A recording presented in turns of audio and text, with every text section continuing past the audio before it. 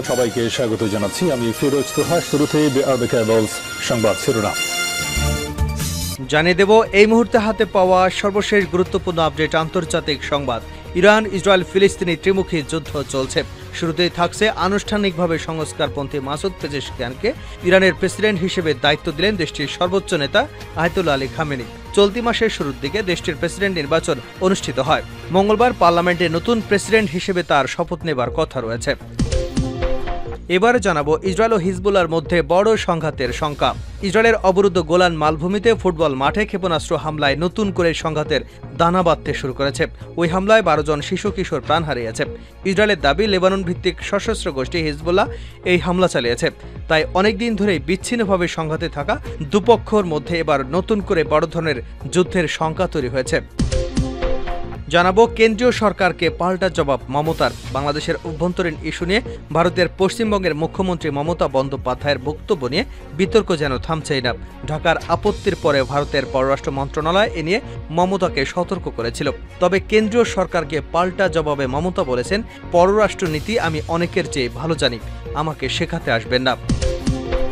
এদিকে লেবাননে নতুন অভিযান পরিকল্পনা নিয়ে ইসরায়েলকে হুঁশিয়ার করেছে ইরান। আজ রোববার ইরানের পররাষ্ট্র মন্ত্রণালয়ের মুখপাত্র নাসের কানানি এক বিবৃতিতে লেবাননের বিষয়ে এমন সতর্কতা জারি করেন। এবং সর্বশেষ জানাবো ইউরোপীয়দের মধ্যে বাড়ছে কমলা হ্যারিসের জনপ্রিয়তা। আসন্ন নির্বাচনে রিপাবলিকান ডোনাল্ড ট্রাম্পের বিরুদ্ধে কমলা হ্যারিসের সম্ভাব্য প্রার্থিতা নিয়ে রীতিমতো সাড়া পড়েছে যুক্তরাষ্ট্রের ভোটার এবং অমার্কিন স্থানীয়দের মধ্যে। এমনকি ইউরোপের গণতান্ত্রিক কর্মীরা এমনটাই বলেছেন। এতক্ষণ শিরোনাম শুনছিলেন, এবার বিস্তারিত। প্রিয় দর্শক, আপনি যদি এই চ্যানেলে নতুন হয়ে থাকেন, ভিডিওটি দেখতে দেখতে চ্যানেলটি সাবস্ক্রাইব করে আমাদের সঙ্গে থাকুন। আর এই ভিডিও সম্পর্কে আপনি আপনার মূল্যবান মতামতটি কমেন্ট বক্সে জানিয়ে দিন। আর হ্যাঁ প্রিয় দর্শক, জানিয়ে দিন ভিডিওটি কোথা থেকে দেখছেন। পেজেশকিয়ানকে ইরানের প্রেসিডেন্টের দায়িত্ব দিলেন খামেনি। আনুষ্ঠানিকভাবে সংস্কারপন্থী মাসুদ পেজেশকিয়ানকে ইরানি প্রেসিডেন্ট হিসেবে দায়িত্ব দিলেন দেশটির সর্বোচ্চ নেতা আয়াতুল্লাহ আলী খামেনি। চলতি মাসের শুরুর দিকে দেশটিতে প্রেসিডেন্ট নির্বাচন অনুষ্ঠিত হয়। খবর এএফপির। খামেনির কার্যালয় থেকে এক বরাতে বলা হয়, জ্ঞানী, সৎ এবং জনপ্রিয় এই বিজ্ঞ পেজেশকিয়ানকে আমরা সমর্থন করি এবং আমি তাকে ইসলামী প্রজাতন্ত্র ইরানের প্রেসিডেন্ট হিসেবে নিয়োগ করছি। মঙ্গলবার পার্লামেন্টের নতুন প্রেসিডেন্ট হিসেবে তার শপথ নেবার কথা রয়েছে। স্থানীয় সময় শুক্রবার দেশটির প্রেসিডেন্ট নির্বাচনের দ্বিতীয় দফার ভোট অনুষ্ঠিত হয়। ভোটের ফলাফল ঘোষণা হয় শনিবার 6 জুলাই।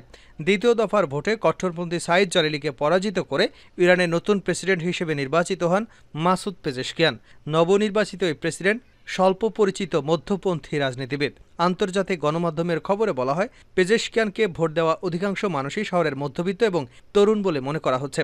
সাবেক প্রেসিডেন্ট ইব্রাহিম রাইসি এক হেলিকপ্টার দুর্ঘটনায় নিহত হবার কারণে দেশটিতে নতুন করে প্রেসিডেন্ট নির্বাচন অনুষ্ঠিত হয়। অনেকেই বলছে, ইরানের সাবেক প্রেসিডেন্ট ইব্রাহিম রাইসির সঙ্গে পেজেশকিয়ানের দৃষ্টিভঙ্গির বেশ পার্থক্য রয়েছে। দেশটিতে দ্বৈত শাসন ব্যবস্থার কারণে রাষ্ট্রনীতি, পরমাণু কর্মসূচি বা পশ্চিমা বিশ্বের সঙ্গে সম্পর্কে পেজেশকিয়ান কতটা পরিবর্তন আনতে পারবেন সেটা নিয়েও প্রশ্ন রয়েছে। মাসুদ পেজেশকিয়ান হৃদরোগ বিশেষজ্ঞ একজন সার্জন। 2008 সাল থেকে উত্তর পশ্চিমাঞ্চলীয় তারবিজ শহর থেকে ইরানের পার্লামেন্টের প্রতিনিধিত্ব করে আসছেন তিনি সংসদের ডেপুটি স্পিকার হিসেবেও দায়িত্ব পালন করেছেন। ক্ষমতা গ্রহণের এসব বিষয়ে বিশ্ব নেতাদের কাছ থেকে পেজেশকিয়ান বিপুল সমর্থন পাবেন বলে আশা করা হচ্ছে। তবে নিজ দেশের সরকারের কাছেই বাধার মুখে পড়তে পারেন তিনি, কারণ ইরানের রাষ্ট্রীয় গুরুত্বপূর্ণ বিষয়গুলোতে সর্বোচ্চ নেতা আয়াতুল্লাহ আলী খামেনির সিদ্ধান্তই শেষ কথা। তাছাড়া সরকারের অন্য পদগুলোতে এখনও রক্ষণশীলদের আধিপত্য রয়েছে। ফলে হিজাব আইন সংস্কার বা পররাষ্ট্রনীতির পরিবর্তন করতে হলে পেজেশকিয়ানকে বড় চ্যালেঞ্জের মুখে পড়তে হবে, তা বলাই বাহুল্য। ইসরায়েল হিজবুল্লাহর মধ্যে বড় সংঘাতের শঙ্কা। ইসরায়েল অবরুদ্ধ গোলান মালভূমিতে ফুটবল মাঠে ক্ষেপণাস্ত্র হামলায় নতুন করে সংঘাতের দানা বাঁধতে শুরু করেছে। ওই হামলায় 12 জন শিশু কিশোর প্রাণ হারিয়েছে। ইসরায়েলের দাবি, লেবানন ভিত্তিক সশস্ত্র গোষ্ঠী হিজবুল্লাহ এই হামলা চালিয়েছে। তাই অনেকদিন ধরে বিচ্ছিন্নভাবে সংঘাতে থাকা দুপক্ষের মধ্যে নতুন করে বড় ধরনের যুদ্ধের শঙ্কা তৈরি হয়েছে। গত বছরের 7 অক্টোবর গাজায় ইসরায়েলি অভিযান শুরুর পর থেকে একাধিকবার লেবানন সীমান্তে সহিংসতার ঘটনা ঘটে। দুদেশই সীমান্ত থেকে বেসামরিক নাগরিকদের সরিয়ে নিয়েছে। লেবাননের উত্তরাঞ্চলীয় সীমান্তের নিয়ন্ত্রণ ইরান সমর্থিত সশস্ত্র গোষ্ঠী হিজবুল্লাহর কাছে। তারা বেশ কয়েকবার হামলার হুঁশিয়ারি দিয়েছে। ইসরায়েলের সাথে সংঘাতে এখন পর্যন্ত শতাধিক যোদ্ধা নিহত হয়েছে। একই সময় লেবাননের কয়েকজন বেসামরিক নাগরিকও ইসরায়েলের হামলায় প্রাণ হারিয়েছেন। সংঘাতের তীব্রতা কম থাকলেও গত কয়েক মাস ধরে পাল্টাপাল্টি হামলা চালিয়ে আসছে ইসরায়েল এবং হিজবুল্লাহ। গত কয়েক সপ্তাহ ধরে এই উত্তেজনা নতুন করে তীব্রতা পেয়েছে। ক্রমবর্ধমান উত্তেজনা বৃদ্ধির প্রেক্ষাপটে এই যুদ্ধ মধ্যপ্রাচ্যের অন্যত্র ছড়িয়ে পড়তে পারে বলে আশঙ্কা করা হচ্ছে। ইতিমধ্যে ফুটবল মাঠে হামলার জবাব দিয়েছে ইসরায়েল। দেশটির বিমান বাহিনী জানিয়েছে তারা লেবাননের ভূখণ্ডের অভ্যন্তরে হামলা চালিয়েছে। তবে এই বিষয়ে হিজবুল্লাহর পক্ষ থেকে কিছু জানানো হয়নি। ইতিমধ্যেই দুপক্ষকে সর্বোচ্চ সংযম প্রদর্শনের আহ্বান জানিয়েছে জাতিসংঘ। অন্যদিকে ইরানও ইসরায়েলের বিরুদ্ধে হুঁশিয়ারি উচ্চারণ করেছে। দেশটির পররাষ্ট্র মন্ত্রণালয়ের মুখপাত্র নাসের কানানি বলেছেন, ইসরায়েল যদি লেবাননের অভ্যন্তরে অ্যাডভেঞ্চার করে তাহলে পরিণতি যা হবে সেটির দায়ভার সব ইসরায়েলের উপরই যাবে। কেন্দ্রীয় সরকারকে পাল্টা জবাব মমতা বন্দ্যোপাধ্যায়ের। বাংলাদেশের অভ্যন্তরীণ ইস্যু নিয়ে ভারতের পশ্চিমবঙ্গের মুখ্যমন্ত্রী মমতা বন্দ্যোপাধ্যায়ের মন্তব্য নিয়ে বিতর্ক থামছে না। ঢাকার আপত্তির পরে ভারতের পররাষ্ট্র মন্ত্রণালয় এ নিয়ে মমতাকে সতর্ক করেছিল। তবে কেন্দ্রীয় সরকারকে পাল্টা জবাবে মমতা বলেছেন, পররাষ্ট্র নীতি আমি অনেকের চেয়ে ভালো জানি। ধর্মতলায় গত ২১শে জুলাইয়ের সভা থেকে বাংলাদেশের সাম্প্রতিক কোটা সংস্কার আন্দোলন এবং অশান্ত পরিস্থিতি প্রসঙ্গে মমতা জানিয়েছিলেন, বাংলাদেশ থেকে কেউ পশ্চিমবঙ্গে দরজায় এলে তিনি ফেরাবেন না। এ বিষয়ে জাতিসংঘের একটি সনদের কথাও উল্লেখ করেছিলেন পশ্চিমবঙ্গের মুখ্যমন্ত্রী। তবে একই সঙ্গে তিনি জানিয়েছিলেন এ বিষয়ে বেশি কিছু বলতে পারবেন না, কারণ বাংলাদেশ একটি স্বতন্ত্র দেশ। এ নিয়ে কিছু বলার থাকলে ভারত সরকারই বলবে। এদিকে বৃহস্পতিবার ভারতের পররাষ্ট্র মন্ত্রণালয়ের মুখপাত্র বলেন, আমি আপনাদের নিশ্চিত করে বলতে পারি যে পশ্চিমবঙ্গের মুখ্যমন্ত্রীর করা মন্তব্যের প্রতিবাদ জানিয়ে বাংলাদেশ সরকারের কাছ থেকে আমরা একটি কূটনৈতিক নোট পেয়েছি। আপনারা রিপোর্টে যেমনটা দেখেছেন খানিকটা সেরকমই। তিনি আরও বলেন, ভারতের সংবিধানের ৭ম তফসিলের প্রথম তালিকায় ১০ নম্বর অনুচ্ছেদ স্পষ্ট করে বলা আছে যে বিদেশ সংক্রান্ত সব বিষয় এবং অন্য কোনো দেশের সঙ্গে সম্পর্কিত সব বিষয় এখতিয়ার একমাত্র ভারত সরকারের। বিষয়টি যৌথ তালিকায় নেই, আর অবশ্যই রাজ্য তালিকায় নেই। আমাদের অবস্থানটা স্পষ্ট, সাংবিধানিক এখতিয়ারের বাইরে কোনো বিষয় নিয়ে রাজ্য সরকারের হস্তক্ষেপ করা উচিত নয়।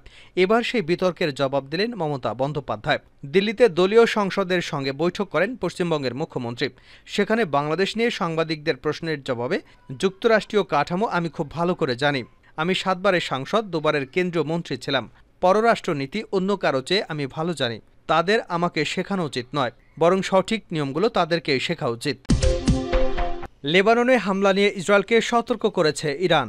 গোলান মালভূমিতে রকেট হামলাকে কেন্দ্র করে মুখোমুখি ইসরায়েল ও লেবানন। এদিকে লেবাননে নতুন অভিযান পরিকল্পনা নিয়ে ইসরায়েলকে হুঁশিয়ার করেছে ইরান। রোববার ইরানের পররাষ্ট্র মন্ত্রণালয়ের মুখপাত্র নাসের কানানি এক বিবৃতিতে লেবাননের বিষয়ে ইসরায়েলকে সতর্ক করেছেন।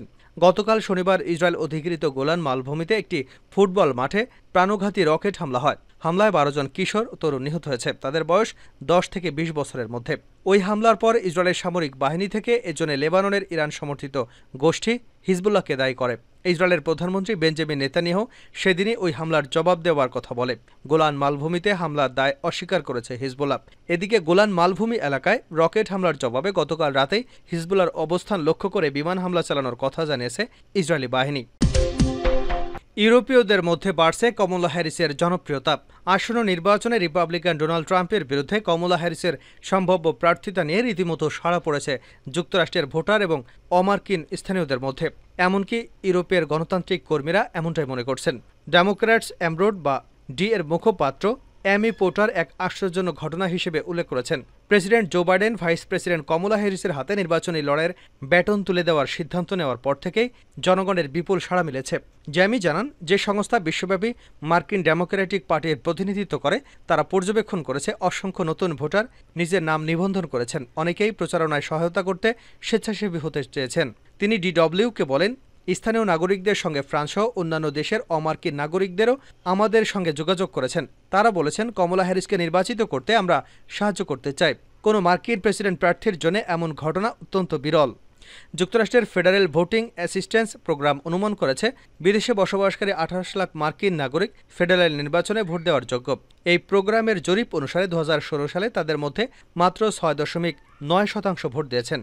ডিএ বলেছে, ফেডারেল পোস্ট কার্ড অ্যাপ্লিকেশনের মাধ্যমে চলতি সপ্তাহের প্রথম ৩ দিনে গত সপ্তাহের তুলনায় যুক্তরাষ্ট্রের বাইরে বসবাসকারীদের নিবন্ধনের সংখ্যাটা ৩,০০০-এরও বেশি বেড়েছে।